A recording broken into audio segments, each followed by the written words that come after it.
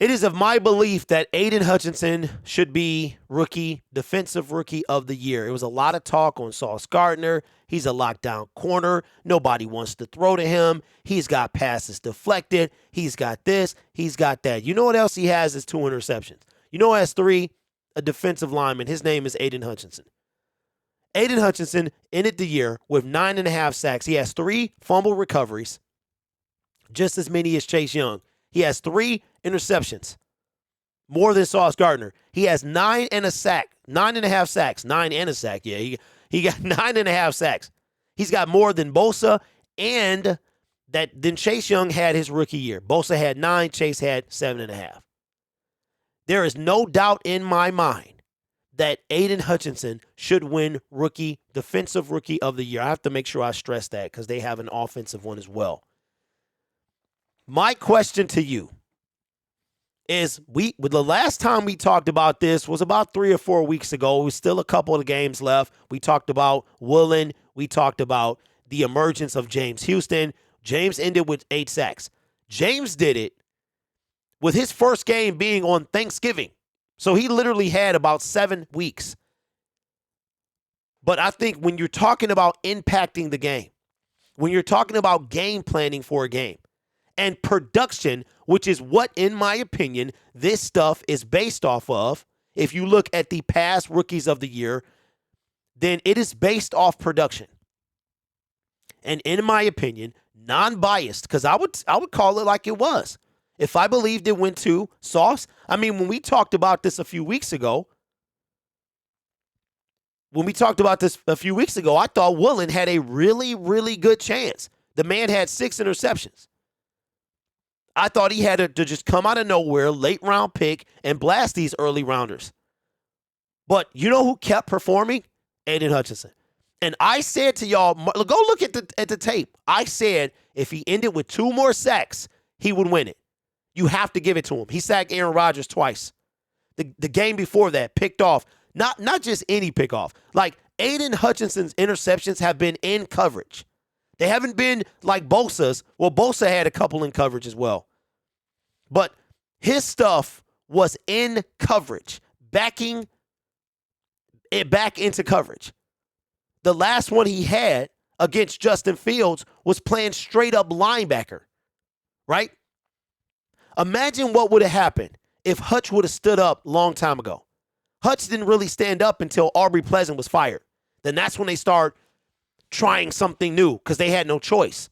Imagine if Hutchinson stands up. Imagine if Kaminsky is not hurt. Imagine if Houston was already in there. All of those people contribute to how good Hutch is. I hope that Hutch can be anything close to Nick Bosa. If Hutch gets some moves and puts on some muscle, it's a wrap. He going to terrorize the NFC North for years to come because Bosa is a force. He is a force. Nick Bosa is a force. In my opinion, no bias. I think you have to give it to Hutch. Nick says they are still biased against Detroit. He won't get it. I agree about the bias. I disagree with that he won't get it. Because if you see Nick, the bias is starting to change a little bit. We're getting a lot of love as the season progressed. We got flexed into prime time where they're talking about us, the best team that didn't make the playoffs. Louis Riddick called us Super Bowl contenders for next year. Lions, right? I think that while you are correct, I do believe that they're starting to change that a bit. And we are the reason they're doing that. The 8-2 run at the end of the season. We were dead in the water with 10 games left. We dropped 2.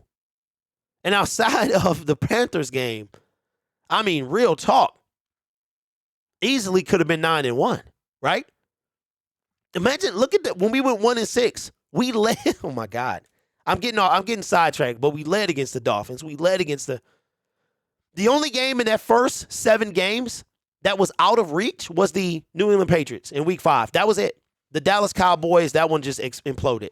So if you take 2, we could have been easily 5-2 in the first 7 weeks. Unreal. Lions could reasonably be 13-4 right now, right? But with the production on the field, I have to say that it was Aidan Hutchinson has to win Defensive Rookie of the Year. I don't know when those honors are announced, but I feel like he has to win it. Hatter's House says, I think he'll get it. I do as well. All of the interceptions and fumble recoveries, how many of those led to points? That's the key for me for Hutch. Well, you know what? To me, Paul, that what he does, what the offense does, is different from, that's the offensive job. You know what I mean? Or do you mean, did he take them for pick sixes, right? Is that what you're talking about? Like, okay, well, how many linemen are going to get pick sixes, though? Like, you're more likely to get pick six as a cornerback. Or did you mean that it turns into points via the offense?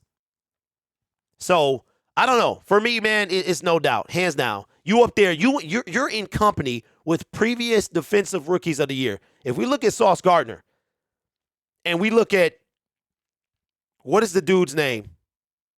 Marshawn Lattimore. What he did in his winning it his year, it don't compare to what Sauce did. Sauce is he's not even in the same league as Marshawn Lattimore. So in my opinion, Hutch is already in the category of what the two previous defensive ends who won it before him did. In my opinion, hands down, Hutch is Rookie of the Year. Like I said, if you put money on that, holla at your boy.